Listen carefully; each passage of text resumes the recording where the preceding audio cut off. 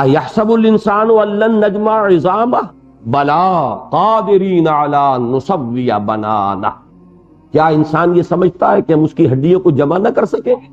کیوں نہیں، ہم تو پوری قدرت رکھتے ہیں کہ اس کی ایک ایک پور کو درست کر دیں۔ اب یہاں بھی وہی خطابی انداز ہے، یہ وہی اذعانی انداز ہے، وہ یقین ہے، لیکن جیسے آپ کہتے ہیں لو بگیٹس لو، یقین سے یقین پیدا ہوتا ہے، محبت سے محبت پیدا ہوتی ہے، نفرت سے نفرت پیدا ہوتی ہے۔ اسی طریقے سے یہ یقین ہے جو انسانوں کے اندر سے، چونکہ وہ شے خود ان کے اپنے اندر اس کی اصل اساس اور جڑ موجود ہے، اس میں سے وہ یقین کو ابھار لے آئے۔ یہی انداز سورہ تغابن میں ہے، وہ اسی گروپ کی مدنی صورتوں میں سے ہے۔ کیا انسان نے یہ سمجھا ہے؟ انسان کو یہ زوم ہو گیا ہے کہ ہم اسے اٹھا نہ سکیں گے، کیوں نہیں؟ قل بلا وربی لتبعثن ثم لتنبؤن بما عملتم، اے نبی کہہ دیجئے ان سے، کیوں نہیں، مجھے میرے رب کی قسم ہے تم لازماً اٹھائے جاؤ گے اور تمہیں پھر پروردگار بتا دے گا کہ کیا تم کرتے رہے۔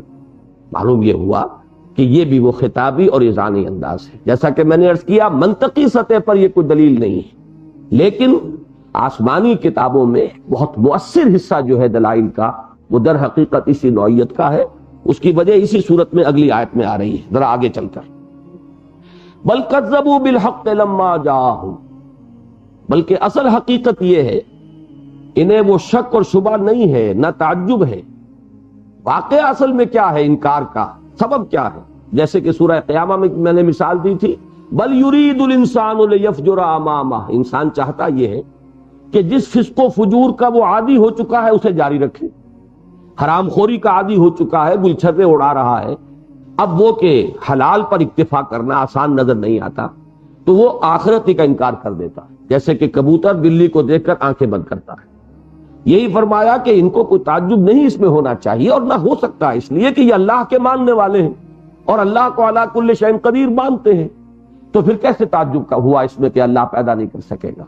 اصل وجہ کیا ہے؟ بل کذبوا بالحق لما جاءہم، انہوں نے تکذیب کی ہے، جھٹلا رہے ہیں یہ اصل میں حق کو جبکہ ان کے پاس آ چکا۔ اس کا عام مفہوم تو یہ لیا گیا ہے کہ الحق سے یہاں مراد ہے حضور صلی اللہ علیہ وسلم، تو تشریف لے آئے ان کے پاس انذار کے لیے، خبردار کرنے کے لیے، لیکن اور گہرائی میں اتریے تو در حقیقت وہ انکشاف حق ہے کہ حق کا حق ہونا ان پر واضح ہو چکا ہے، اور وہ بات جو ہے چونکہ ان کے نفس کو پسند نہیں، وہ ان کو گوارا نہیں ہے، لہذا در حقیقت وہ اس کی تکذیب کر رہے ہیں، اپنی فطرت سے جنگ کرتے ہوئے، اپنے ضمیر کی مخالفت کرتے ہوئے، اپنے باطن کی شہادتوں کو دباتے اور چھپاتے ہوئے۔ بل کذبوا بالحق لما جاءہم فہم فی امر مریج، اب یہ ایک بڑے خلجان میں مبتلا ہو گئے۔ پچھلی مرتبہ میں عرض کر چکا ہوں کہ مرجا کہتے ہیں قلق، قلقہ کوئی شے پھنس جائے کہیں، قلق بھی اسی کو کہتے ہیں، مجھے بڑا قلق ہے، محسوس ہوتا ہے اندر کوئی چیز جو ہے اٹک گئی ہے، پھنس گئی ہے۔ تو یہ میں نے عرض کیا تھا کہ عربی لغت میں انگوٹھی اگر انگلی میں پھنس جائے تو اس کے لیے لفظ استعمال ہوتا ہے کہ یہ ایک عجیب مخمصے میں مبتلا ہو چکے ہیں کہ کریں کیا، جس کا کہ قرآن مجید میں دوسرے مقامات پر تفصیل آئی ہے۔ کبھی یہ کہتے ہیں یہ شاعر ہیں، کبھی کہتے ہیں یہ ساحر ہیں، کبھی کہتے ہیں یہ مسحور ہیں، کبھی کہتے ہیں یہ مجنون ہیں، کبھی کہتے ہیں یہ کذاب ہیں، کبھی کہتے ہیں یہ کاہن ہیں۔ تو یہ خود ایک خلجان میں مبتلا ہو چکے ہیں، ایک مخمصے میں گرفتار ہو چکے ہیں کہ یہ خود نہیں جانتے کہ اب کریں کیا، نکلے کیسے۔ اب اگلی جو دلیل آ رہی ہے اس کو ہم کہیں گے آفاقی دلائل۔ اس کائنات کو دیکھو، غور کرو، کیا اس میں ہر چہار طرف اللہ تعالیٰ کی قدرت کی دلیلیں موجود نہیں؟ یہ کائنات اولاً تو گواہ ہے خود اپنے پیدا کرنے والے کے وجود پر، جب یہ موجود ہے تو کسی نے اس کو بنایا ہے، کوئی اس کا پیدا کرنے والا۔ ثانیاً یہی کائنات اس پیدا کرنے والے کی اہم صفات کے لیے گواہی دے رہی۔ اس کائنات کا پیدا کرنے والا کوئی عاجز ہستی ہو سکتا ہے؟ یقیناً وہ علی کل شیء قدیر ہے۔ اس کائنات کا پیدا کرنے والا کوئی عبث کام کر سکتا ہے؟ نہیں، یہاں تو گھاس کا ایک تنکا بھی بیکار پیدا نہیں کیا گیا، لہذا یہ عبث تخلیق نہیں ہے۔ اس کائنات کا پیدا کرنے والا ایسا ہو سکتا ہے کہ اس کے علم اور حکمت میں کہیں کوئی کمی ہو؟ عقل جواب دے گی، فطرت پکارے گی کہ ہرگز ممکن نہیں۔ وہ تو ہر اعتبار سے کامل ہستی ہے۔ اب اس کے لیے اشارے کرنا کہ دیکھو، چار طرف دیکھو، میں ابھی عرض کروں گا اگلی آیت پہ جب ہم پہنچیں گے کہ یہ دو مختلف انداز ہیں حقیقت کو ابھار کر لانے کے لیے انسان کے شعور پر۔ ایک تو وہ کہ جو اندر سے ابھار کر لایا جائے، جس کو کہ اقبال نے کہا ہے کہ اپنے من میں ڈوب کر پا جا سراغ زندگی۔ ایک خارج کا مشاہدہ کر کے کہا جاتا ہے، جس کے لیے اقبال کے وہ الفاظ بہت موزوں ہیں کہ کھول آنکھ زمیں دیکھ، فلک دیکھ، فضا دیکھ، مشرق سے ابھرتے ہوئے سورج کو ذرا دیکھ، دیکھو اس کائنات کو۔ قرآن کہتا ہے بالکل وہی انداز ہے جو علامہ اقبال نے وہاں سے یوں سمجھیے مستعار لیا۔ افلا ينظرون الى الابل كيف خلقت والى السماء كيف رفعت والى الجبال كيف نصبت والى الارض كيف سطحت فذکر انما انت مذکر۔ یہ دیکھتے نہیں اونٹ کو کہ کیسے بنایا گیا، دیکھتے نہیں آسمان کو کیسے اونچا کیا، دیکھتے نہیں زمین کو کیسے بچھا دی گئی، دیکھتے نہیں اونٹ اور آسمان۔ الی الابل کیف خلقت والی السماء کیف رفعت والی الجبال کیف نصبت، اور پہاڑوں کو کہ کیسے جما دیے گئے، گاڑ دیے گئے۔ تو اے نبی یہ سب کچھ دیکھ کر بھی اگر یہ ہمیں اور ہماری قدرت کو ماننے کو تیار نہیں تو بس آپ نصیحت کراتے رہیے، یاد دہانی کی کوشش کرتے رہیے۔ آپ کو ان کے اوپر ہم نے فوجدار بنا کر آپ کو نہیں بھیجا ہے، آپ ان کی ہدایت کے ٹھیکیدار اور ذمہ دار نہیں ہیں۔ ما انت علیہم بمسیطر۔ یہ انداز قرآن مجید میں آپ کو جا بجا ملے گا، وہی انداز اب یہاں ہے۔ اب آفاقی میں بھی آپ ایک ترتیب دیکھیں گے کہ پہلے آسمان کی طرف نگاہ ڈلوائی اور پھر زمین کی طرف۔ یہ آفاق ہی کے دو حصے ہیں۔ اب دیکھیے یہاں افلم ينظروا الى السماء فوقهم، کیا انہوں نے کبھی دیکھا نہیں، غور نہیں کیا آسمان کی طرف جو ان کے اوپر ہے، چادر تنی ہوئی ہے ہر آن ہر لحظہ ان کے نگاہوں کے سامنے۔ کیف بنیناھا، کیسے ہم نے اس کو تعمیر کیا ہے، ذرا اس کی عظمت کا تصور کرو۔ بغیر کسی سہاروں کے یہ چھت کھڑی ہوئی ہے، کیا اس کی وسعت ہے، کیا اس کی پہنائیاں ہیں، کیا اس کا استحکام ہے۔ کیف بنیناھا وزیناھا، اور تم دیکھتے ہو رات کے وقت کہ کیسے اس میں قمقمے روشن ہو جاتے ہیں، کیسے قندیلیں ہیں کہ جو روشن ہو جاتی ہیں۔ کیا وہ ایک دیدہ زیب منظر ہے، کس طرح ہم نے اس کو مزین کر دیا۔ افلم ينظروا الى السماء فوقهم كيف بنيناها وزيناها وما لها من فروج، اور اس میں کہیں کوئی رکھنے نہیں ہے۔ فرج کہتے ہیں کسی ایسی چیز کو جو رکھنے کی حیثیت رکھتی ہو، فصیل میں دراڑ پڑ جائے وہ فرج کہلائے گا۔ اور انسان کے وجود میں، انسانی جسم میں جو اس کے جنسی اعضاء ہیں جن کو ہم شرمگاہیں کہتے ہیں، ان کے لیے لفظ کیوں یہ فرج کا آیا ہے کہ در حقیقت یہ بھی انسانی شخصیت میں جیسے فصیل میں رکھنا ہو جائے تو اب خطرہ ہے کہ غنیم گھس آئے گا، ایسے ہی انسانی سیرت و کردار کو سب سے بڑا اندیشہ جو ہے وہ اس کے اسی سیکس انسٹنکٹ سے ہے۔ یہ بہت قوی اور پوٹنٹ انسٹنکٹ ہے، اس کا یہ جذبہ جو ہے بڑا اندھا بہرا جذبہ ہے۔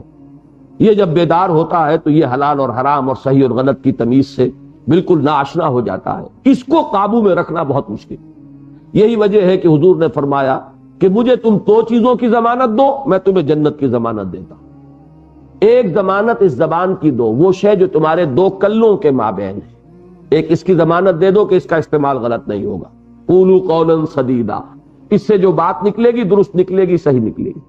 اور ایک جو تمہاری دونوں رانوں کے مابین ہے، اس کی مجھے ضمانت دے دو کہ اس کا کوئی غلط استعمال نہیں ہوگا، تو جنت کی ضمانت جو ہے وہ مجھ سے لے لو۔ اس لیے کہ یہ دو اصل میں انسان کے قابو سے باہر نکل جانے میں یہ اہم ترین ہے۔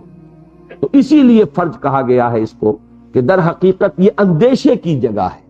اندیشہ جہاں سے ہو جاتا ہے، فصیل میں دراڑ ہو گئی اور کسی توپ کے گولے نے فصیل کو کے اندر جو ہے وہ ایک رخنا پیدا کر دیا، اب غنیم گھس آئے۔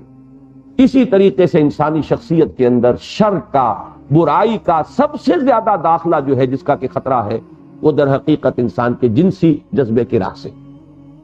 وہ لفظ یہاں استعمال کیا ہے، یہ اپنے اصل لغوی معنی میں ما لہا من فروج، اس آسمان میں کہیں کو رکھنے نہیں ہے بلکہ بڑا مستحکم نظام۔ والارض، اب سما سے ارض کی طرف، بلندی سے پستی کی طرف نزول ہے۔ اور والارض مددناھا، زمین کو ہم نے پھیلا دیا، اس کو بچھا دیا۔ والقینا فیہا رواسیہ، اور اس میں ہم نے لنگر ڈال دیے۔ اصل میں راسیہ کہتے ہیں اس چیز کو کہ جو ساکن اور جامد ہو۔ اب اسی لیے جہاز کے لیے، لنگروں کے لیے یہ لفظ استعمال ہوا۔ سمندری جہاز جو ہے کہیں سمندر میں اگر اسے کسی جگہ کھڑا کرنا ہے تو اب کیا راستہ ہے؟ لہروں کے، وہ تو رحم و کرم پر ہے، لہر لے جائے گی، تو وہ بڑے بھاری ہوتے ہیں وہ لنگر کہ جن کی وہ زنجیریں کھول کر انہیں پانی میں نیچے لٹکا دیا جاتا ہے۔ اب وہ اس جہاز کو ایک جگہ پر لے کر کھڑے رہتے ہیں، یہ اس کے لنگر ہیں۔ یہ لفظ استعمال کیا ہے قرآن مجید نے زمین پر جو پہاڑ ہیں ان کے لیے۔ اب ایک تو لفظاً چونکہ یہ جامد ہے، جامد ترین شے جس کا آپ تصور کر سکتے ہیں زمین پر وہ تو پہاڑی ہے۔ ریت کا ٹیلا ہے بھربھرا، وہ بھی ادھر ادھر ہو جاتا ہے۔ باقی اور بھی زمین کے اندر جو ہے وہ زیادہ ہوتی رہتی ہے، یعنی تغیرات آتے رہتے ہیں۔ سب سے زیادہ اٹل اپنی جگہ پر جو قائم ہے وہ پہاڑ ہے۔ اس معنی میں یہ لفظ استعمال ہوا، اور ہو سکتا ہے یہ در حقیقت جیولوجی کا اب اس کے میدان کا یہ موضوع ہے کہ کوئی صاحب ایمان جیولوجسٹ جو ہے اس اعتبار سے تحقیق کرے کہ کیا واقعتاً زمین کی جو گردش ہے اس میں ان پہاڑوں کی وجہ سے کوئی سٹیبلائزنگ ایفیکٹ ہے، کو جیسے کہ یعنی جہازوں کے ساتھ لنگر کا کام ہے، اسی طریقے سے کیا یہ زمین کی جو روٹیشن ہے یا اس کے جو بھی مختلف حرکتیں ہیں دوری یا محوری، ان میں ان پہاڑوں کا کیا دخل ہے۔ اشارہ ضرور ملتا ہے قرآن مجید سے کہ اس نے لفظ رواسی استعمال کیا ہے، تو کوئی نہ کوئی مناسبت ہوگی، چاہے ابھی ہمارا علم وہاں تک نہ پہنچا، اور ہو سکتا ہے چونکہ میرا میدان نہیں ہے، وہ ہو سکتا ہے کہ اس میدان میں وہ بات آ بھی چکی۔ وَأَنبَتْنَا فِيهَا مِن كُلِّ زَوْجٍ بَهِيجٍ، اور اس میں ہم نے ہر طرح کے تر و تازہ اور خوشنما جو ہیں جوڑے پیدا کر دیے۔ زوج یہاں پر جوڑوں سے زیادہ تمام انواع و اقسام اور اصناف، یہ جو ہم نے پیداوار اگائی ہے اس میں ہر قسم کی رنگا رنگ، ہر طرح کی قسم کی چیزیں ہم نے اس کے اندر۔ انبتنا نبات سے ہے، نباتات ہم بولتے ہیں، نباتات انبتنا ہم نے اگائے اس زمین کے اندر ہر طرح کے نہایت بہیج، بہجہ کہتے ہیں کوئی چیز جو بڑی تر و تازہ ہو، اس کو دیکھ کر طبیعت جو ہے خوش ہو جائے، تو بہیج اس سے لفظ بنا ہے، من کل زوج بہیج۔ تو اب دیکھیے یہ دو دلیلیں آئیں، دونوں کو ایک عنوان میں لائیں گے، وہ کیا ہے؟ آیات آفاقیہ۔ اس میں اولاً سماوی آیات اور دوسرے ارضی آیات۔ یہ اب اگلی آیت جو آ رہی ہے آیت نمبر 9، یہ ہے اہم ترین، تبصرۃ وذکریٰ لکل عبد منیب۔ تبصرہ بصر سے بنا ہے، بصر کے معنی دیکھنا، تبصرہ دکھانا، یعنی بسا اوقات ایسا ہوتا ہے کہ ایک چیز آپ کے سامنے موجود ہے، آپ کی توجہ ادھر نہیں، تو ادھر توجہ مبذول کر دینا، بھائی دیکھو اس کو، تم توجہ نہیں کر رہے۔ ہوتا کیا ہے، اور عام طور پر یہ انسان کا تجربہ ہے کہ ایک چیز آپ کے سامنے ہر وقت اگر موجود رہے گی تو پھر تو اس کی طرف بالکل ہی توجہ نہیں ہوگی۔ اس کمرے کے اندر جو چیزیں ہمیشہ جہاں رہتی ہیں وہیں ٹکی ہوں گی تو آپ کو قطعاً ادھر توجہ نہیں ہوگی، کوئی چیز اپنی جگہ سے ہٹی ہوئی ہوگی تو توجہ ہو جائے گی۔ تو معلوم یہ ہوا کہ یہ انسان کی ایک کمزوری ہے، یہ اس کے اندر ایک ذہول اور نسیان ہے۔ جو چیزیں متواتر اور ہمیشہ سامنے رہتی ہوں توجہ اسی سے ہٹ جاتی ہے۔ ہوا ہر آن ہر جگہ موجود ہے، اس کا ہمیں احساس ہی نہیں ہوتا کہ ہے۔ کب احساس ہوتا ہے؟ یا تو وہ بہت تیز چلے، آندھی آئے، جھکڑ آئے، تب محسوس ہوگا کہ ہوا ہے، یا حبس ہو جائے شدید، تب احساس ہوگا کہ ہوا بھی کوئی چیز ہے جس کی ہمیں ضرورت ہے۔ لیکن یہ کہ عام حالات میں ہوا کے وجود کا احساس تک نہیں ہوگا۔ تو اب صرف وہ چیزیں کہ جو تمہارے سامنے کی ہیں، بھائی غور کرو، ان پر دیکھو۔ تو تبصرہ، اب اس کو ہم ترجمہ کریں گے لفظ سجھانا۔ ایک تو ہے سوجھنا، خود دکھائی، سجھائی نہیں دیتا کوئی، ہاتھ کو ہاتھ سجھائی نہ دینا، یہ محاورہ ہے۔ ایک ہے سجھوانا کسی کو کہ ذرا دیکھو، غور کرو۔ تبصرۃ وذکریٰ، ذکرہ کیا ہے؟ یاد دہانی۔ اب یہی وہ دو چیزیں آگے جو میں پہلے عرض کر چکا ہوں کہ یہ دو چینلز ہیں حقیقت تک رسائی کے، یہ دو راستے ہیں، یا انسان میں ایمان کے پیدا ہونے کے یہ دو راستے، بات ایک ہی ہے۔ یا تو آپ حقیقت تک پہنچے یا حقیقت آپ کے اندر وہ سرایت کر گئی۔ تو انسان میں حقیقت یا علم حقیقت، جس کا دوسرا نام ایمان ہے، اس کے سرایت کرنے کے یہ دو چینلز ہیں۔ ایک خود اپنے اندر سے، اپنے من میں ڈوب کر پا جا سراغ زندگی، کہ یہ حقائق تمہارے اندر موجود ہیں. ستمست گر حوست کشد کہ بے سیر سر و سمندرا تجھے غنچہ کم نہ دمیدئی در دل کشاب چمندرا. کبھی اپنے اندر بھی تو جھانکو. وفی انفسکم افلا تبصرون، تمہارے اپنے اندر وہ ہماری نشانیاں موجود ہیں، کیا تم دیکھتے نہیں؟ ایک راستہ یہ ہے کہ اپنے من میں ڈوب کر پا جا سراغ زندگی. ایک راستہ یہ تو ہے در حقیقت ان لوگوں کا راستہ جن کا وہ دل زندہ ہو، دل بیدار ہو. یہ وہ صرف ان کے لیے یہ مفید ہوگا. اگر دل پر غلاف زیادہ گہرے آ چکے ہیں، خول زیادہ سخت چڑھ چکا ہے، سختی بہت زیادہ طاری ہو چکی ہے، تو اب یہ راستہ تو بند ہو گیا. اب اس کے لیے ایک دوسرا راستہ ہے، وہ راستہ ہے آؤٹ ورڈ آبزرویشن. غور کرو، آنکھوں سے دیکھو، کانوں سے سنو. یہ سمع و بصر، یہ دو جو ہے یہ حواس ظاہری کے لیے اہم ترین ہے ان میں سے، 5 میں سے. اور قرآن مجید اکثر انہی کا ذکر کرتا ہے. ہم نے انسان کو پیدا کیا، انا خلقنا الانسان من نطفۃ امشاج نبتلیہ فجعلناہ سمیعا بصیرا. ہم نے انسان کو ملے جلے نطفے سے پیدا کیا کہ اسے آزمائیں، جانچیں، پرکھیں، تو ہم نے اسے سمیع اور بصیر بنایا. تو سمع اور بصر، ان السمع والبصر والفؤاد کل اولئک کان عنہ مسئولا. یہاں وہ جو چیز جمع کر دی، سمع اور بصر یہ خارجی، اور فؤاد وہ داخلی انسان کے اپنے اندر جو اس کا دل ہے. تو یہ 2 چینلز بنے، ایک سمع اور بصر یا ایکسٹرنل سینسز سے outward observation of this universe, آفاقی اور جو بھی ارضی اور سماوی آیات ہیں. ایک اپنے اندر جھانکو، اپنے دل کو ٹٹولو. تو یہاں پر اب دیکھیے ان کو کیسے جمع کیا ہے. تب سے راہ یہ ہے وہ باہر کے مشاہدے کے لیے کہ اگر تم ان چیزوں کو دیکھ کر اور دیکھتے رہنے کے عادی ہو کر ان کے اشاروں سے غافل ہو گئے ہو تو ہم تمہیں متوجہ کیے دیتے ہیں، تمہاری آنکھیں کھول دیتے ہیں، تمہیں توجہ دلا دیتے ہیں. غور کرو، کھول آنکھ، زمین دیکھ، فلک دیکھ، فضا دیکھ. تبصرۃ و ذکرا، ذکرا وہ ہے کہ اندر سے جو تمہاری فطرت کے اندر مضمر ہے چیزیں، ان کے اندر سے ابھار کر لانے کے لیے ہیں یہ آیات قرآنیہ. ان آیات قرآنیہ سے ایک طرف آیات آفاقیہ کی طرف اشارہ ہو گیا، اور ایک طرف تمہارے اپنے نفس کے اندر کی جو آیات ہے، اس کا تعلق ذکرہ سے ہے، اس کا تعلق تبصرہ سے. اب اس کی ایک مثال ہے جو مولانا روم نے دی ہے. یہ بڑے اونچے اور بڑے دقیق حقائق اور مضامین ہیں، اور یہ جان لیجئے کہ ان عمیق اور دقیق اور اعلیٰ حقائق و معارف سے صرف ہمارے صوفیاء نے بحث کی ہے. اس لیے کہ یہ قانون اور فقہ کا تو موضوع ہی نہیں ہے، یہ تو حکمت کا، فلسفے کا، اس کا موضوع ہے. لہذا اس میں جو فقہاء ہیں اور بیشتر محدثین بھی اسی کیٹیگری میں آئیں گے، وہ ان چیزوں سے کبھی مناسبت نہیں رکھتے. انہوں نے دین کے ظاہری اور قانونی ڈھانچے کے اوپر زیادہ توجہ سب کی ہے، اور اسے انہوں نے پرزرو کیا ہے، اور اس سلسلے میں پوری امت ان کے احسان کے زیر بار ہے، اور قیامت تک بھی ہم ان کے احسان کا حق ادا نہیں کر سکتے. لیکن یہ جو غامض حقائق ہیں، دقیق حقائق، معارف ہیں، یہ در حقیقت ان کا موضوع نہیں ہے، یہ موضوع ہے صوفیاء کا.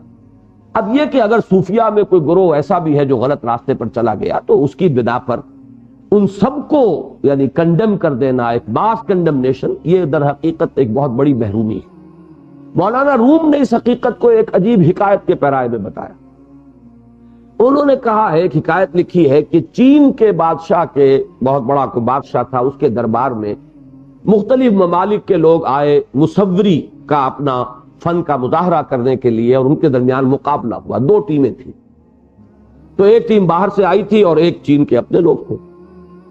اب ان کا تقابل کرنے کے لیے بادشاہ نے کیا کیا کہ 2 دیواریں آمنے سامنے کھڑی کر دی، ان کو پینٹ کروا دیا گیا، درمیان میں پردہ حائل کر دیا.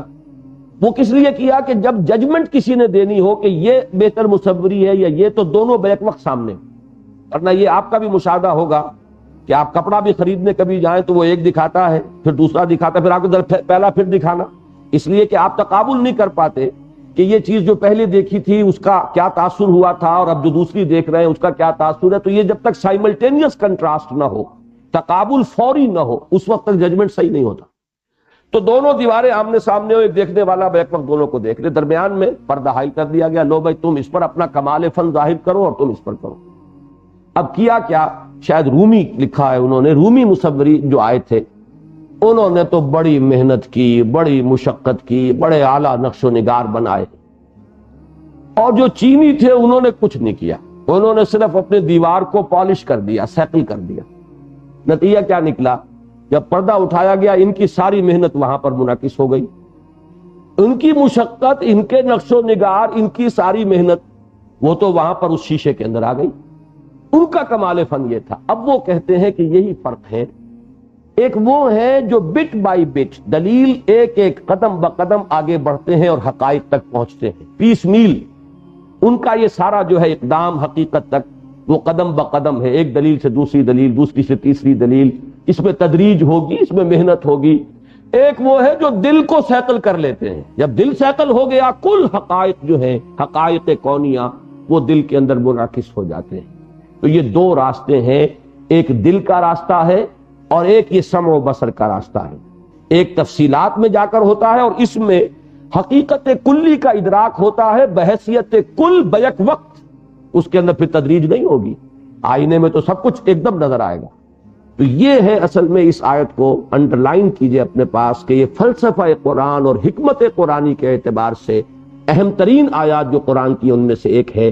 اب اس میں ایک شرط اور آگے لگا دی، تبصرہ بھی ہے، ذکرہ بھی ہے، لیکن ہر ایک کے لیے نہیں، لِكُلِّ عَبْدٍ مُنِيبٍ، ہر اس بندے کے لیے جو خود ادھر متوجہ ہو، توجہ ہی نہیں، طلب ہی نہیں، نیت ہی نہیں، تو اس کے سامنے آپ علم و حکمت کے جتنے موتی چاہے بکھیر دیں، اس کے لیے بیکار۔ کسی کو بھوک ہی نہیں، بہترین کھانا سامنے رکھ دیجئے، اس کی طبیعت آمادہ ہی نہیں ہوگی، وہ ہاتھ بڑھائے گا ہی نہیں، اس لیے کہ اس میں طلب ہی نہیں۔ پیاس ہی نہیں تو اعلیٰ ترین مشروب ہو، وہ نہیں پیے گا۔ تو یہ در حقیقت طلب شرط ہے، نیت ہدایت کا انسان متلاشی ہو، یہ اگر صحیح ہے تب تو یہ تبصرہ یہ بھی مفید ہوگا اور یہ ذکرہ یہ بھی کارگر ہوگی۔ لیکن اگر وہ انابت ہی نہیں، منیب کہتے ہیں متوجہ ہونا، انابت کسی کی طرف رخ کر لینا، تو تبصرۃ و ذکریٰ لکل عبد منیب۔ اب ذرا نوٹ کیجئے گا، یہ سورت اس اعتبار سے میرے نزدیک بہت منفرد مقام کی حامل ہے۔ یہ مضمون اس آیت میں بھی آیا، اور ذرا اسی سورت میں آیت نمبر پچھلے صفحے پر دیکھیے گا، آیت نمبر 37، بعین ہی یہی مضمون ایک دوسری آیت میں ذرا ترتیب الٹ گئی، ان فی ذالک لذکریٰ لمن کان لہ قلب او القی السمع وہو شہید۔ یقیناً اس میں یاد دہانی ہے، کس کے لیے؟ لمن کان لہ قلب، اس کے لیے کہ جس کا دل زندہ ہو۔ اب یہ دل ہے، دل یوں تو سب کے ہے، وہ دھڑکنے والا جو ہے، وہ ایک مسل جو ہے، وہ جو کانٹیکٹ کرتا رہتا ہے، وہ تو سب کے پاس ہے، وہ تو کتے کے اندر بھی ہے، بلی کے اندر بھی ہے، وہ ابو جہل میں بھی تھا، ابو لہب میں بھی تھا۔ لیکن وہ دل اور ہے، اور وہ دل کوئی اور شے ہے کہ جو ابو بکر کے سینے میں دھڑک رہا تھا، جو عثمان کے سینے میں دھڑک رہا تھا، جو خود طالب ہدایت تھے، جو ورقہ ابن نوفل کے دل میں دھڑک رہا تھا، سینے میں دھڑک رہا تھا، جس کو کہ وہ طلب ہدایت جو ہے کہاں شام تک لے گئی ہے، اور اس سے عبرانی پڑھوا دی اس نے، جو عرب کے پڑھے لکھے لوگ تھے ہی نہیں سرے سے، وہ جا کے عبرانی کے عالم ہو کر آئے۔ جو سلمان فارسی کے سینے میں دھڑک رہا تھا دل، جو کہاں سے کہاں لے گیا اور کس کس در کی اس نے خاک چھلوائی ہے تلاش حقیقت میں۔ تو دل اور دل میں زمین و آسمان کا فرق ہے، نسبت خاک رابع عالم پاک۔ تو وہ دل اگر کسی کے پاس ہے، وہ دل زندہ، دل بیدار، جس کے اندر حق کی طلب ہو، جس میں نیکی کا مادہ موجود ہو، جو خیر کا متلاشی ہو، جو حقیقت کو معلوم کرنا چاہے، اس کے لیے ذکرہ ہے۔ ان فی ذالک لذکریٰ لمن کان لہ قلب۔ اب دیکھیے یہاں لفظ آیا او، واو نہیں ہے، یہ او، یہ دو چونکہ علیحدہ چینلز ہیں۔ دل بیدار ہے تو دیکھنے بھالنے کی بھی ضرورت نہیں، وہ تو وہاں سب کچھ منعکس ہے ہی ہے، اس میں تو صرف یاد دہانی کی ضرورت ہے، کوئی ہلکا سا غلاف آ گیا ہے کسی ذریعے سے اس کو اتار دیں تو وہ سب کچھ منعکس ہو جائے گا۔ لیکن اگر یہ نہیں ہے تو دوسرا چینل ہے، اور او القی السمع۔ اس آیت میں بصارت کا ذکر تھا، یہاں سماعت آ گئی۔ میں نے ان دونوں کو گروپ کیا تھا، یہ ایک ہی شے ہے، سمع اور بصر۔ او القی السمع وہو شہید، یا وہ القاء سمع کرے، توجہ سے سنے، حضور قلب کے ساتھ، توجہ کے ساتھ۔ ایسے تو سنتا تھا ابو جہل بھی، لیکن شہید نہیں تھا، حاضر نہیں ہوتا تھا وہ. اس شہید میں در حقیقت وہی بات آ گئی جو منیب میں آئی، جس میں توجہ ہوگی، جو کوئی اس کے اوپر غور و فکر کرے گا، جو واقعی جو ہے اپنے حواس کو، اپنی باطنی شخصیت کو بیدار کر کے اس کو سنے گا، تو اس کے لیے ان فی ذالک لذکری لمن کان لہ قلب او القی السمع وہو شہید. یہ آیت اور وہ آیت جو ہے، یہ دونوں کے دونوں در حقیقت ایک ہی مضمون کی حامل، اور صرف یہ کہ ایک عکسی ترتیب ہے. اس میں ذکرہ کا ذکر بعد میں آیا، وہاں ذکرہ بعد پہلے آ گیا. اسی طریقے سے وہاں پر سماعت کا ذکر ہے، اس میں بصارت کا ذکر ہے. تبصرۃ وذکریٰ لکل عبد منیب. اب ایک تیسری دلیل آ رہی ہے، اس کو کہیے دلیل ربوبیت. یوں سمجھیے کہ انسان یہ جانتا ہے کہ اگر آپ کے کوئی زیر پرورش ہے، کوئی بچہ ہے، کوئی نوجوان ہے، آپ کے زیر کفالت ہے، آپ نے اس پر کوئی احسانات کیے ہیں، تو کچھ نہ کچھ اس کی بھی اب ذمہ داری ہے آپ کے ذمن میں یا نہیں، کسی درجے میں. وہ بھی تو اب آخر آپ بھی کچھ اس سے ایکسپیکٹ کریں گے. فرض کیجئے آپ اتنے بلند کردار کے حامل ہیں کہ آپ کوئی چیز ایکسپیکٹ نہیں کرتے، لیکن خود اس کی شرافت اور مروت کا بھی کچھ تقاضا ہے کہ نہیں. یہ دلیل ربوبیت ہے، جو تمہیں پال رہا ہے، جو تمہیں کھلا رہا ہے، جو تمہیں پلا رہا ہے، جس نے تمہارے لیے دسترخوان نعمت بچھا دیا ہے، جس نے تمہاری ساری ضروریات زندگی فراہم کی ہے. کچھ اس کا بھی حق ہے کہ نہیں؟ کبھی وہ بھی تم سے پوچھ گچھ کرے گا کہ نہیں؟ کوئی جواب دہی اس کے سامنے بھی اپنی محسوس کرتے ہو کہ نہیں؟ یہ تیسری دلیل ہے، دلیل ربوبیت. اس کی طرف اب آئے، وَنَزَّلْنَا مِنَ السَّمَاءِ مَاءً مُبَارَكًا، اور ہم نے اتارا. اب یہاں لفظ نزلنا آیا ہے، غور کیجئے گا. انزلنا اور نزلنا میں فرق ہے. انزلنا انزال، اس کا مفہوم ہوتا ہے بیک وقت کسی شے کا اتر جانا، یکدم. اور نزلنا کسی شے کا تدریجاً، تھوڑا تھوڑا کر کے اتارنا. اب آپ کو معلوم ہے کہ بارش جو ہے اگر ٹورنشل رین جسے آپ کہتے ہیں، تیز ہو بہت، وہ اتنی مفید نہیں ہوتی فصلوں کے لیے. وہ تو بہا کر لے جائے گی. ہو سکتا ہے وہ پانی بھی جو ہے اتنی تیزی سے نکل جائے کہ جذب ہونے کا بھی اسے مناسب موقع زمین میں نہ ملے. بارش وہ مفید ہوتی ہے جو تھوڑی تھوڑی برسے، ایٹ انٹرولز، انٹرمیٹنٹ جسے آپ کہتے ہیں، وہ زمین میں جذب ہوتی ہے اور کوئی نقصان پہنچائے بغیر زمین کے اندر جو خزانے اللہ نے رکھے ہوئے ہیں مخفی، ان کو نکال کر لاتی. بالکل یہی معاملہ ہے. قرآن کا نزول ہے تدریجن، نجمن نجمن، ترتیل کے انداز، تاکہ اس کے ذریعے سے جو خیر نکلنا ہے انسانی فطرتوں کے اندر سے. دیکھیے جیسا کہ میں نے عرض کیا، زمین سے اس کے اندر مخفی خزانہ ہے، پانی نے تو صرف اسے نکالا ہی ہے نا. اسی طرح ہماری فطرت کے اندر وہ مخفی حقائق اور شواہد موجود ہیں. آیات قرآنیہ صرف انہیں نکال کر باہر لائے. اس پہلو سے ایک مشابہت ہو گئی. اور جیسے کہ وہاں وہ ٹورنشل رین اتنی مفید نہیں ہے جتنی کہ انٹرمیٹنٹ اور ایک ہلکی بارش، اسی طریقے سے یہ تنزیل جو ہے قرآن کی، یہ در حقیقت انتہائی مفید ہے، تھوڑا تھوڑا کر کے اترنا. اسی لیے سورہ بنی اسرائیل میں فرمایا کہ ہم نے اس قرآن کو، ہم نے آپ کو پڑھ کر سنایا ہے، نزلناہ تنزیلا، ہم نے اس کو تنزیل کے طریقے پر، وقرآناً فرقناہ لتقرأہ علی الناس علی مکث ونزلناہ تنزیلا، اور ہم نے اس قرآن کو ٹکڑے ٹکڑے کر کے اتارا ہے تاکہ اے محمد آپ اسے لوگوں کو پڑھ کر سنائیں صلی اللہ علیہ وسلم، وقفے وقفے سے. اسی لیے ہم نے اسے بطرز تنزیل اتارا، بطرز انزال نہیں اتارا. پورا قرآن نہیں اتار دیا آپ پر ایک دم. اور اسی کو جب اعتراض کیا گیا ہے، سورہ فرقان میں ہم پڑھ آئے ہیں کہ لوگوں نے اعتراض کیا کہ یہ قرآن تو ان کی تصنیف معلوم ہوتا، تبھی تو یہ تھوڑا تھوڑا کر کے ہمارے سامنے لا رہے ہیں. جیسے کہ کوئی شاعر جو ہے سارا دیوان ایک رات میں تو نہیں پیش کر سکتا، اس سے ساری عمر لگتی ہے. ایک ایک غزل کہتا ہے، بڑی مشکل سے وہ دیوان جو ہے وہ مرتب ہوتا ہے. اسی طریقے سے یہ محنت کر رہے ہیں، جو کچھ موضوع کر لیتے ہیں لا کے ہمارے سامنے پیش کر دیتے ہیں. لہذا اس کو دلیل کے طور پر استعمال کیا. اس کا جواب کیا دیا ہے سورہ فرقان میں؟ اس لیے ہم نے اس لیے کیا، کذالک لنثبت بہ فؤادک ورتلناہ ترتیلا. اصل حکمت کیا ہے کہ آپ کے دل کو ہم اس قرآن کے ذریعے سے تقویت بخشنا چاہتے ہیں، ثبات عطا فرمانا چاہتے ہیں، ایک دم اس کا بھاری بوجھ آپ پر نہیں لادنا چاہتے.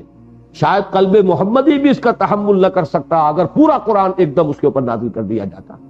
جیسے کہ فرمایا گیا ہے لو انزلنا هذا القرآن على جبل لرأيته خاشعا متصدعا من خشیۃ اللہ.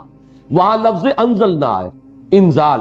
اگر ہم نے اس قرآن کو بیک وقت پورے کے پورے کو ایک پہاڑ پر بھی اتار دیا ہوتا تو تم دیکھتے کہ وہ دب جاتا. اور تو اسی لیے اے نبی کذالک لنثبت به فؤادک ورتلناہ ترتیلا. تو یہ اب تنزیل ترتیل، اس کو فرق کو، اور جو انزال اور تنزیل میں فرق ہے اسے نوٹ کیجئے.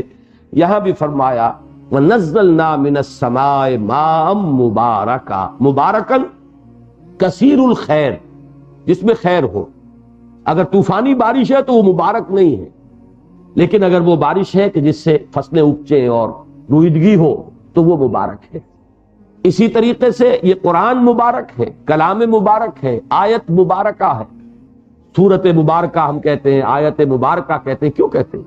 یہ در حقیقت کثیر الخیر ہے، جو انسان کے اندر سے، اس کے اپنے فطرت کے اندر جو ہیرے جواہرات اللہ تعالیٰ نے ودیعت کیے ہوئے ہیں انہیں نکال کر باہر لاتا ہے. فَأَنبَتْنَا بِهِ جَنَّاتٍ وَحَبَّ الْحَصِيدِ. اب اس پانی کے ذریعے سے ہم نے اگا دیے، کیا اگائے؟ جنات، باغات، وحب الحصید، اور وہ اجناس جس کی فصلیں کٹ جاتی ہیں. حب یہ تو دانے کو کہتے ہیں، اور یہ دانے پنجابی میں بھی آپ دانوں سے مراد کیا لیں گے؟ وہی گندم ہوگا یا کچھ اور چیز جو کہ اجناس کی نوعیت کی ہے جسے آپ کھاتے ہیں. اب اس میں فرق کیا ہے؟ دیکھیے، باغ اس شے کو کہتے ہیں کہ جس کے درخت لگے رہتے ہیں، پھل توڑا جاتا ہے سال بسال، درخت جو کٹو رہتا ہے. کھیتی وہ ہے جس میں پوری کھیتی کٹ جاتی ہے. تو اس میں حب الحصید، حصید کہتے ہیں کٹی ہوئی شے، حصاد کہتے ہیں کاٹنے کو، کھیتی کاٹنے کو. اسی لیے آئے نا آتو حقہ یوم حصادہ، جب تم جس دن کھیتی کاٹو اس کا حق اسی دن ادا کر دو. عشر اسی دن نکالنا ہوگا، اسی دن نصف عشر، چاہے عشر ہے یا نصف عشر ہے، جس دن تم اپنی فصل جو ہے وہ اپنے کھیت سے لاؤ اسی دن نکال دو، اس میں تاخیر نہ کرو. آتو حقہ یوم حصادہ. حصاد سے حصید بنا، یعنی جو کھیتی کٹ گئی اس کے دانے. حب الحصید وہ اجناس کہ جس کی فصلیں کاٹ لی جاتی ہیں، اور وہ باغات جن سے کہ تم میوے اتار لیتے ہو. یہ سب ہم نے اس پانی کی بدولت نکالے نا. کہاں سے آ گئے؟ سب کچھ اس زمین میں تھا، اس زمین میں جو کچھ تھا اسے پانی نے نکالا ہے صرف.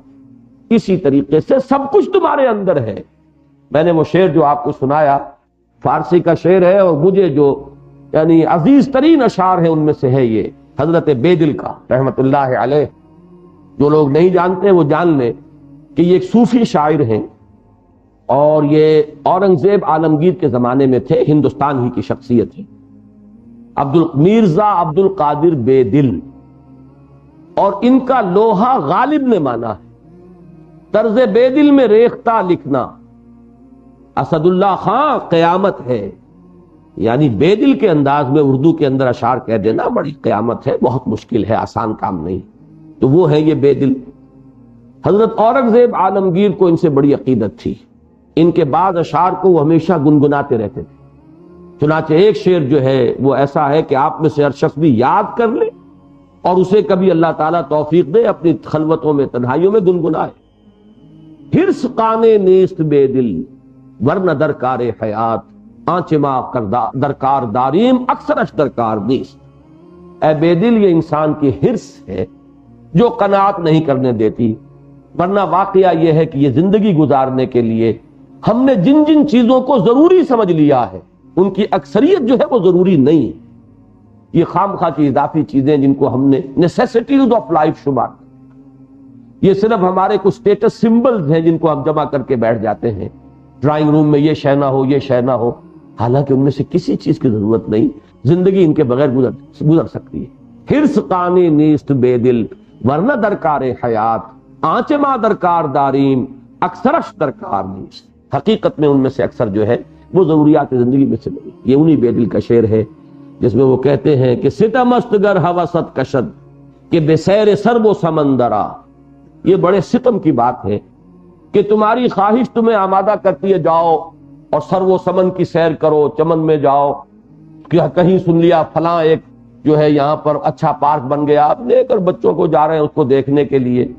فرمایا تجھے غنچہ کم نہ دمیدئی، تو خود جو ہے تو بہترین پھول ہے اللہ کا کھلایا ہوا، تو سب سے حسین غنچہ ہے اللہ کا. تجھے غنچہ کم نہ دمیدئی در دل کشا، اپنے دل کا دروازہ کبھی کھولو، بچمن درا، اور اس کے اندر جو چمن ہے کبھی اس کی سیر کرو. تو در حقیقت یہ جو پہلا راستہ ہے اپنے من میں ڈوب کر پا جا سراغ زندگی، یہ اعلیٰ تر راستہ، یہ بلند تر راستہ. جن کی وہاں تک رسائی نہ ہو ان کے لیے یہ پھر دوسرا راستہ ہے کہ کھول آنکھ زمین دیکھ، فلک دیکھ، فضا دیکھ، مشرق سے ابھرتے ہوئے سورج کو ذرا دیکھ. تو فرمایا ہم نے اس کے ذریعے سے یہ سب کچھ پیدا کر لیا. والنخل باسقات لہا، اور ہم نے وہ کھجوریں، کھجور کے درخت وہ بنائے، وہ بھی اسی پانی سے، اسی زمین سے نکال دیے. باسقات کے دو ترجمے کیے گئے ہیں، طویل، چونکہ تمام درختوں میں یہ درخت جو ہے بہت اونچا ہے، اور باسقات کا ایک ترجمہ کیا گیا ہے حاملہ، یعنی گابھن، جیسے اونٹنی گابھن یا آپ کی بھینس گابھن ہو گئی. اسی طریقے سے جب اس کا گابھا کہلاتا ہے، وہ جب اس میں پھل آنے لگتا ہے تو وہ جو ہے گویا کہ اب وہ گابھن درخت ہے، اس کے اندر اب اس کا پھل جو ہے وہ پرورش پا چکا ہے اور ظاہر ہونے والا ہے. تو فرمایا یہ دونوں معنی جو ہے اس لفظ کے ہیں. والنخل باسقات لہا، یہ طویل القامت کھجور کے درخت، یا یہ کہ وہ کہ جو اب فصل دینے کے لیے گویا کہ بالکل تیار ہے. جیسے آپ کی بھینس اب اگر بالکل آ گئی ہے آخری دنوں پر تو آپ منتظر رہتے ہیں کہ کب بھی آ جائے اور کب اس سے اب ہمارے ہاں دودھ کی نہریں بھی بہیں اور مکھن بھی ہو اور چھاچھ بھی ہو اور سب کچھ ہو. اسی طریقے سے آپ اس کاشتکار کا تصور کیجئے جو امید میں ہے کہ اب اس کا پھل آنے والا ہے اس درخت پر. باسقات لہا طلع نضید، اس کے خوشے ہوتے ہیں تہ بر تہ. منضود کا لفظ بھی قرآن میں آیا ہے اور نضید بھی. یہاں چونکہ وہی چل رہا ہے حفیظ عجیب، تو یہاں منضود نہیں آئے گا، یہاں نضید آئے گا. یہاں حسید آئے گا، محسود نہیں آئے گا. وہ اصل میں قوافی کا اور ایک ردم کا معاملہ ہے. طلع النضید، اس کا جو خوشہ ہے وہ تہ بر تہ، ایک کے اوپر دوسری کھجور، جیسے کہ کس نے بھر دی موتیوں سے خوشہ گندم کی جیب. اقبال نے بھی بہت اعلیٰ اشعار کہے ہیں. کون ہے وہ جس نے گندم کے اس خوشے کے اندر کیسے کیسے دانے جو ہے کس طریقے سے ٹکا دیے. کبھی انار کا آپ نے اگر کھولا اور دیکھا ہو کس نے یہ موتی جڑے ہیں یہاں، کس خوبصورتی سے جڑے ہیں. انسان حیران رہ جاتا ہے اس کی صنائی پر، اس کی قدرت پر، اس کی بو قلبونی، اس کی رنگا رنگی، اس کے اندر جو بھی آپ کو تفاوت نظر آتا ہے. طرح طرح کے رنگا رنگ میوے ہم نے پیدا کیے. اب یہاں آیت آئی وہی جو جس طریقے سے تبصرۃ و ذکریٰ لکل عبد منیب، یہاں آپ کیا فرمایا؟ رزقا للعباد. یہ سب کچھ ہم نے یہ کیا ہے، کیوں پیدا کیا؟ یہ ساری اگر لفظ محنت یا مشقت اللہ کے لیے اس کی شایان شان نہیں ہے، لیکن سمجھانے کے لیے کہہ رہا ہوں یہ سارا کھکھیڑ ہم نے کس لیے کیا؟ رزقا للعباد، اپنے بندوں کے لیے رزق پیدا کیا. اب جو رازق ہے سوچو اس کی طرف سے کوئی ذمہ داری بھی عائد ہوگی نہیں. جو پالن ہار ہے اس کا کوئی حق ہوتا ہے کہ نہیں ہوتا؟ جو آپ کا مربی ہے کبھی وہ سرزنش بھی کرتا ہے کہ نہیں کرتا؟ کبھی وہ ڈانٹتا ہے کہ نہیں ڈانٹتا؟ تو تم سوچو کہ جواب دہی جو کسی کے زیر تربیت ہو، جو کسی کے ہاں پل رہا ہو، اس کا ایک رسپانسبلٹی، اکاؤنٹیبلٹی کا تعلق قائم ہو جاتا ہے مربی اور رازق کے ساتھ. یہی معاملہ ہے آخرت اور کس شے کا نام ہے؟ تمہارا وہ رازق، تمہارا وہ پالن ہار، تمہارا وہ پروردگار تم سے ذرا حساب لے گا. ان نعمتوں کا حساب دینا پڑے گا، وہ اس کی جواب دہی کرنی پڑے گی. وہ جو ایک حدیث میں آیا ہے کہ لن تزول قدم ابن آدم کے دونوں قدم ہل نہیں سکیں گے اپنے مقام سے جبکہ وہ اس محاسبے کے کٹہرے میں کھڑا ہوگا. حتی یسأل عن خمس، یہاں تک کہ 5 باتوں کا پورا حساب اس سے لے لیا جائے. عن عمر ہی فیما افلا، عمر کا حساب 70 برس گزار کے آئے ہو وہ کہاں گوائے. وعن شباب ہی فیما ابلا، خاص طور پر وہ جوانی کا جو دور تھا، امنگوں کا دور، قوت کا دور، ولولوں کا دور، وہ کہاں گلائی. اور تیسرے اور چوتھا سوال وعن مالہ من این اکتسبہ وفیما انفقہ، مال کا حساب دو، پیسے کا کہاں سے کمایا تھا، حلال سے کہ حرام سے، خرچ کہاں کیا تھا، جائز میں کہ ناجائز میں. وَعَمَّا عَمِلَ فِيمَا عَلِمَ، اور ذرا حساب دو جو علم حاصل کیا اس میں عمل کتنا کیا۔ 5 حساب لیے جائیں گے۔ یہ اللہ کی ربوبیت کا تقاضا ہے کہ وہ حساب لے، یہ ہے دلیل ربوبیت۔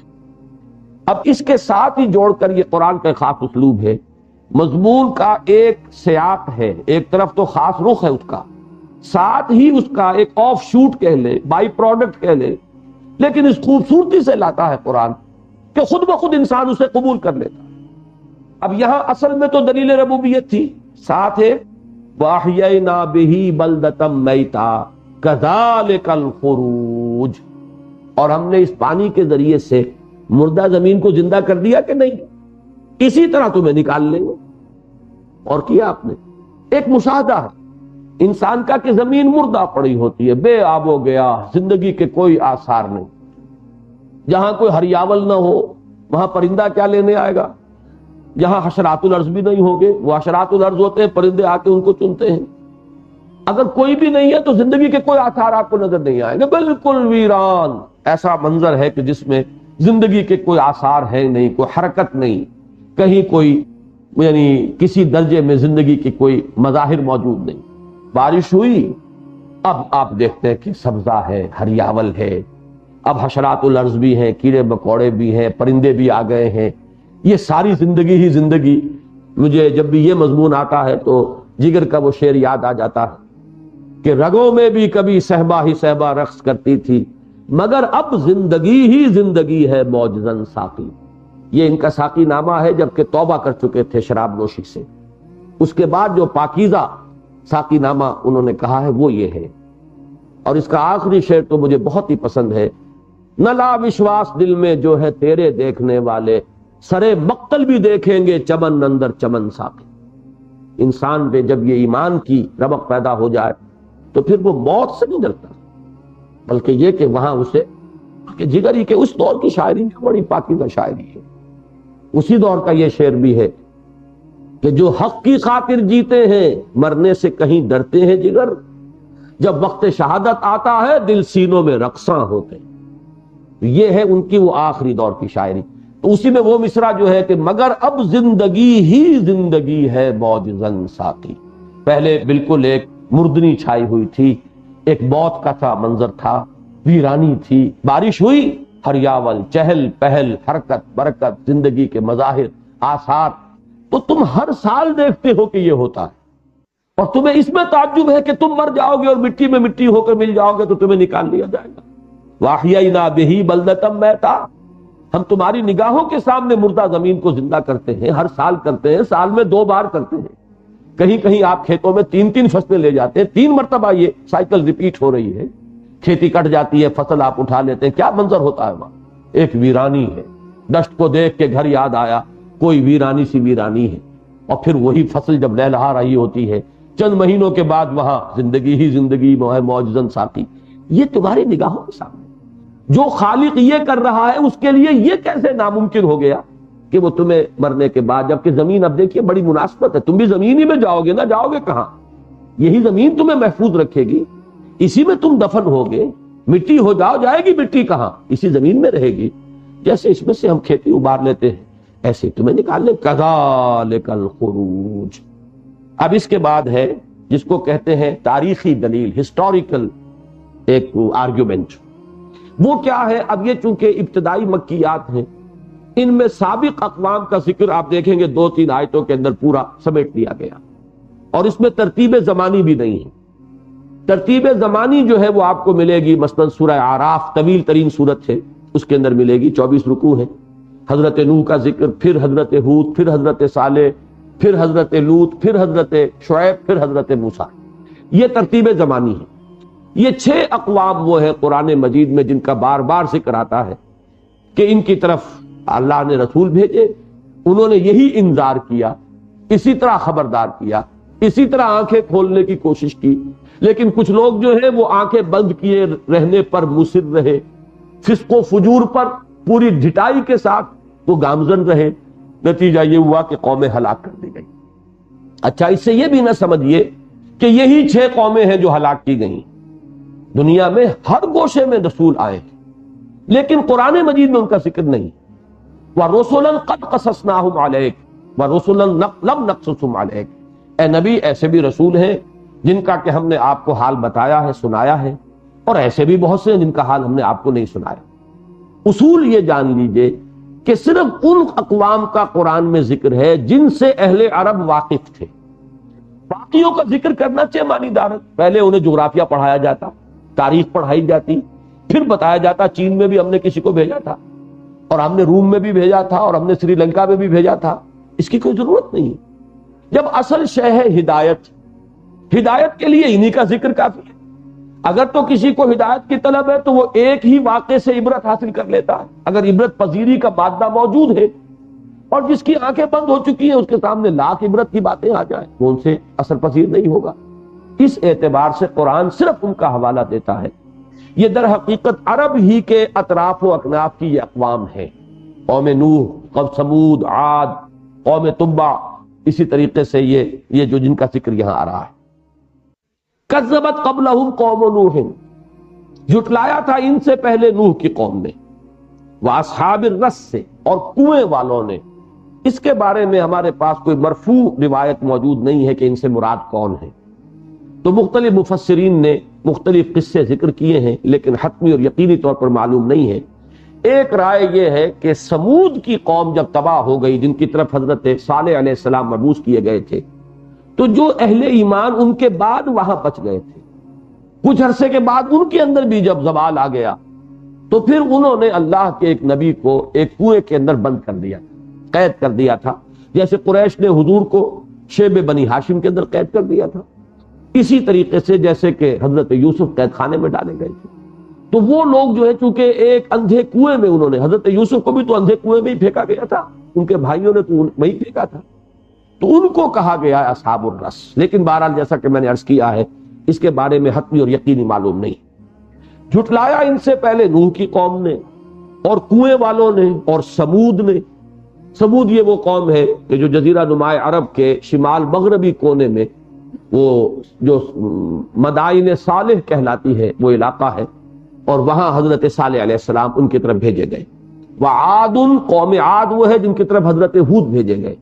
یہ عرب کا جو اس وقت خوفناک ترین جو صحرا ہے، احقاف جسے کہا جاتا ہے، یہ جنوبی ایک پٹی ہے اصل میں، کہ جو یمن سے چلی گئی حضرموت تک، اتنا خوفناک ہے، کہتے ہیں ایسی یعنی فائن ریت ہے اس کی، اتنی باریک کہ کوئی چیز اس کے اوپر ٹکتی نہیں ہے، جو چیز بھی جائے گی وہ اندر دھستی چلی جاتی ہے۔ اس قدر خوفناک وہ علاقہ ہے، وہاں کوئی جانے کا نام نہیں لیتا۔ یہ علاقہ ہے کہ جس میں قوم عاد آباد تھی اور بڑا اس کا تمدن تھا، لیکن عذاب الہی چونکہ وہاں آیا تو جیسے پومپیائی کا حشر ہوا، یا جیسے اور شہروں کے تھیڑ کہیں کہیں نظر آتے ہیں، ٹیلے ہیں، کہ معلوم ہوتا ہے کبھی یہاں بستی تھی، اور اب جو ہے وہ ریت کا ایک ٹیلا ہے، اس کے سوا کچھ نہیں۔ کھدائی کرتے ہیں تو اندر سے برتن نکلتے ہیں اور گھروں کا سامان نکلتا ہے۔ ہمارے ضلع حصار میں جہاں میرا بچپن گزرا ہے، ان کو ہم تھیڑ کہتے تھے، اور یہ بے شمار تھے، حصار شہر میں موجود تھا۔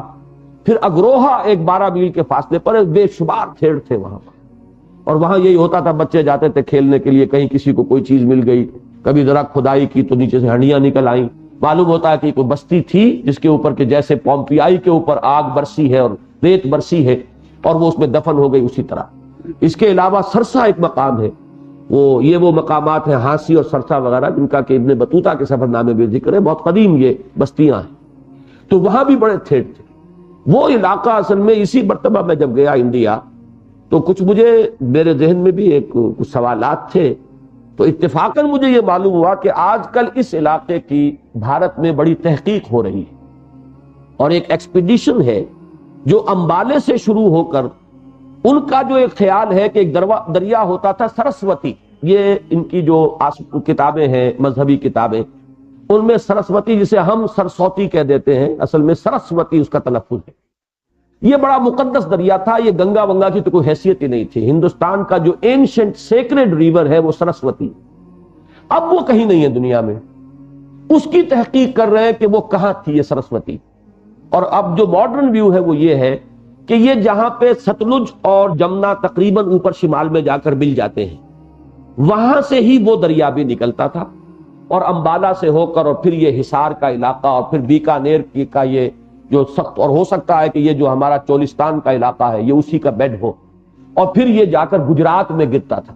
تو ایک ایکسپیڈیشن چلی تھی امبالہ سے اور گجرات تک، وہ یعنی بحیرہ عرب تک، کہ ان تمام مقامات کو دیکھتے جائیں، اور یہ سارے تھیڑ جن کو میں گنوا رہا ہوں وہ اسی راستے میں. یہ ہے اصل میں وہ علاقہ، اور یہ بھی معلوم ہوتا ہے کہ اللہ کا رسول بھیجا گیا ہوگا یہاں، اور جب قوم نے انکار کیا تو یہاں پر اللہ کا عذاب آیا جس کے آثار وہ یہاں پر موجود ہیں. تو اسی طریقے سے یہ قوم عاد کا معاملہ ہے.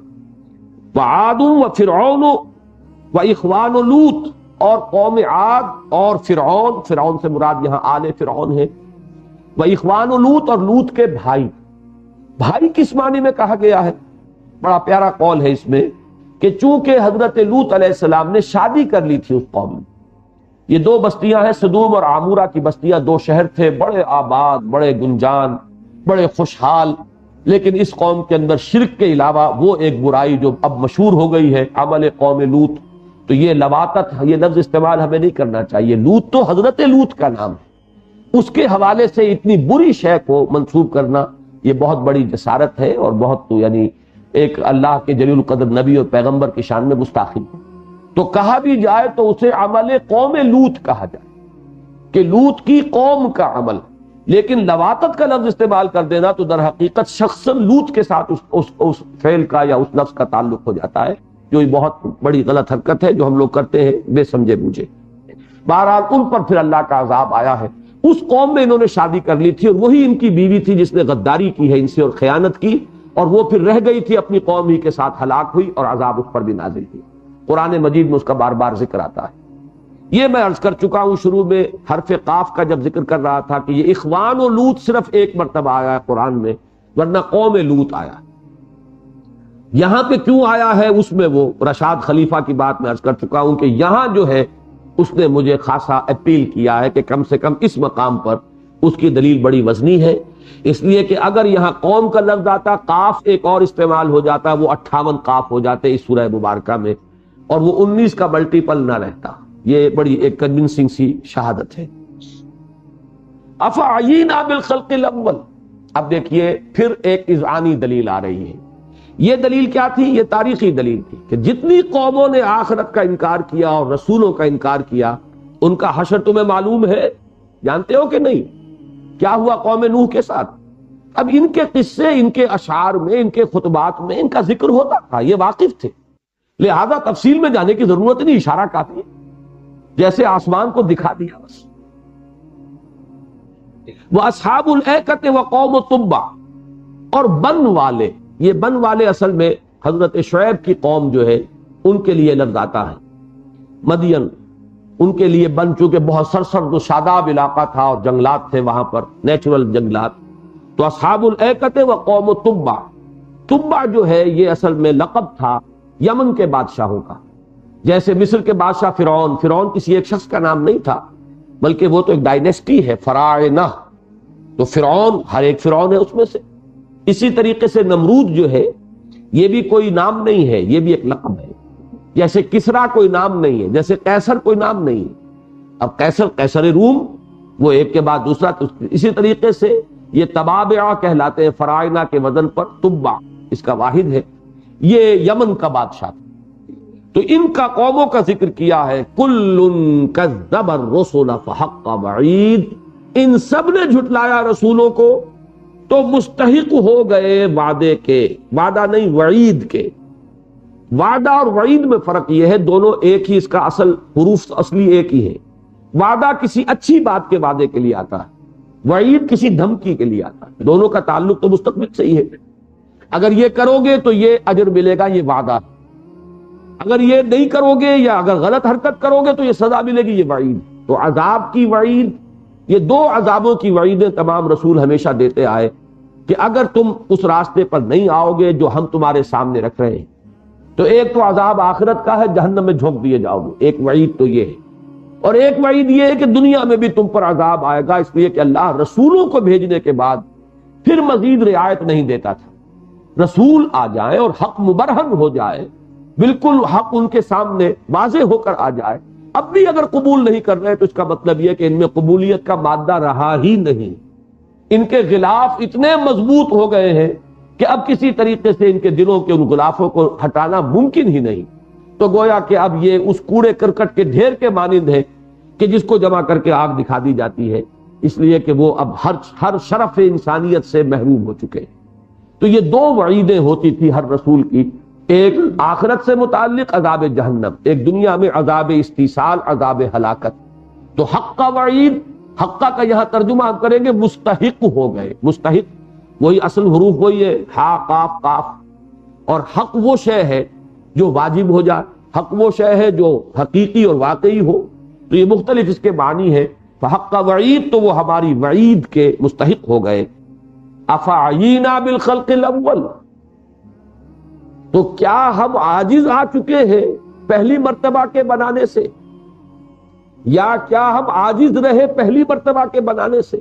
اب یہ دونوں ترجمے اس کے ہوں گے، یعنی یہ کہ پہلی مرتبہ کا بنانا تمہارے سامنے ہے، یہ ساری کائنات ہم نے بنائی کہ نہیں بنائی، کیا ہم عاجز رہے؟ کیا ہماری اس صنائی میں کوئی نقص نظر آیا؟ کیا کہیں کوئی کوتاہی کی نشاندہی کر سکتے ہو؟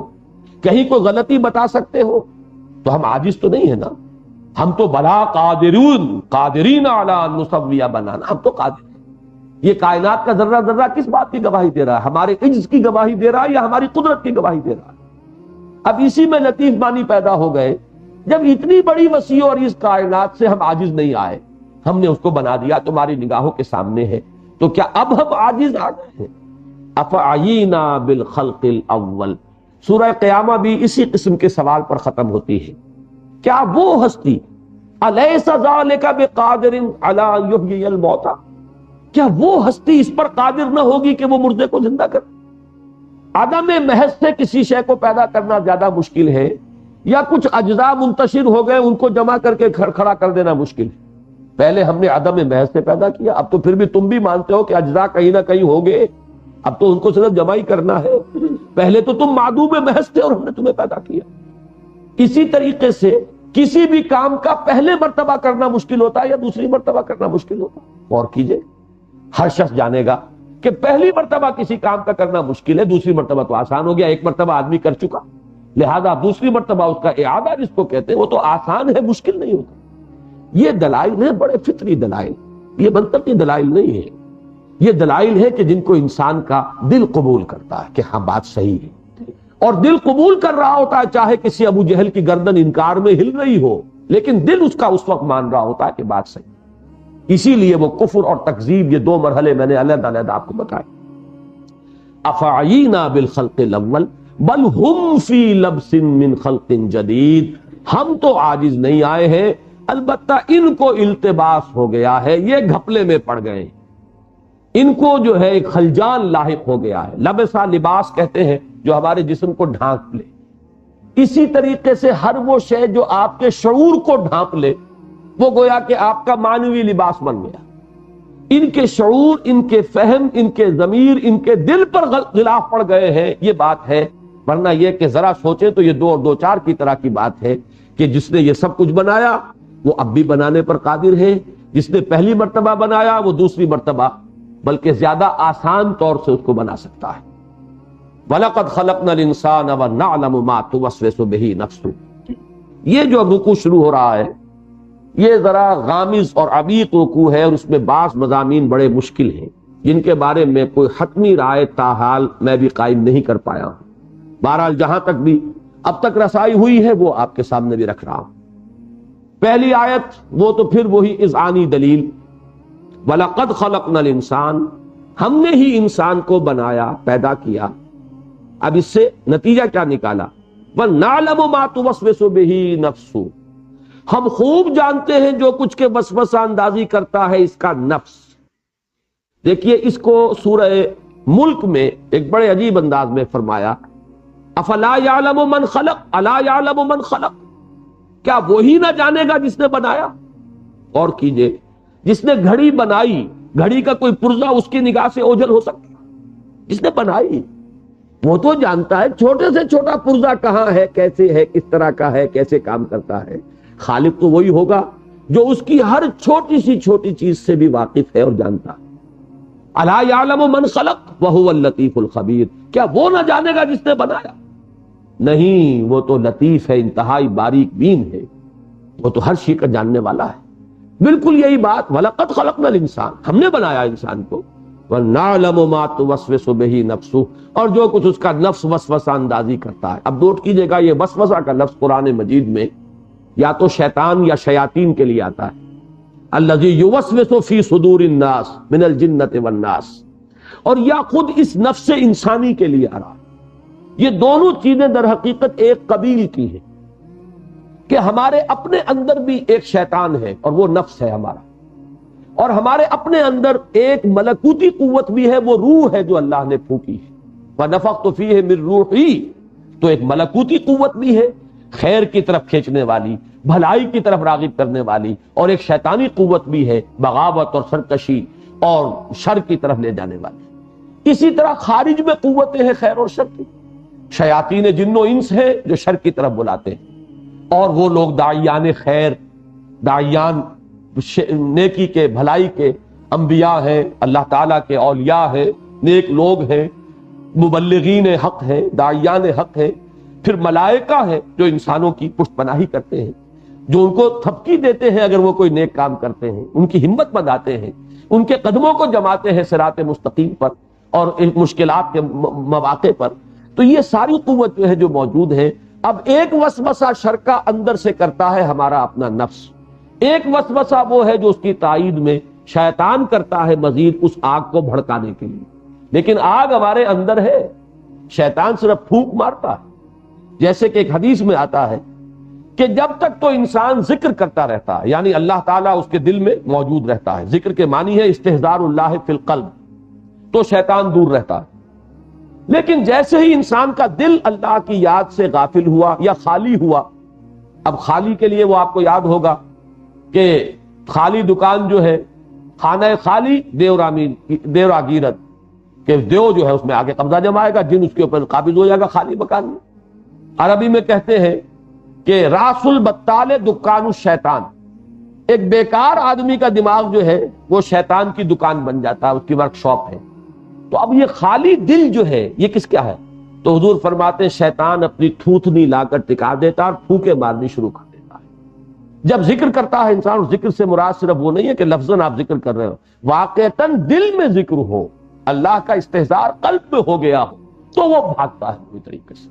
تو وہ شیطان کی وسوسہ اندازی ہے، اور یہاں اس وسوسے کو منسوب کیا خود نفس کی طرف، اس لیے کہ شیطان کا وسوسہ بھی اصل میں مؤثر اگر ہوتا ہے تو وہ نفس کے تھرو ہوتا ہے، ورنہ شیطان کو کوئی قدرت اور اختیار اللہ نے انسان پر عطا نہیں فرمایا۔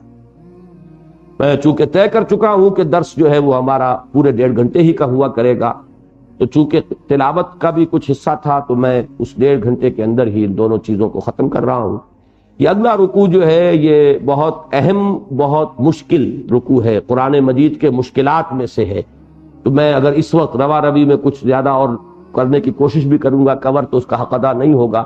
انشاءاللہ اب اگلے ہفتے کے روز ہم اس دوسرے رکوع کا مطالعہ کریں گے۔ بارک اللہ لی ولکم فی القرآن العظیم ونفعنی وإیاکم بالآیات والذکر الحکیم۔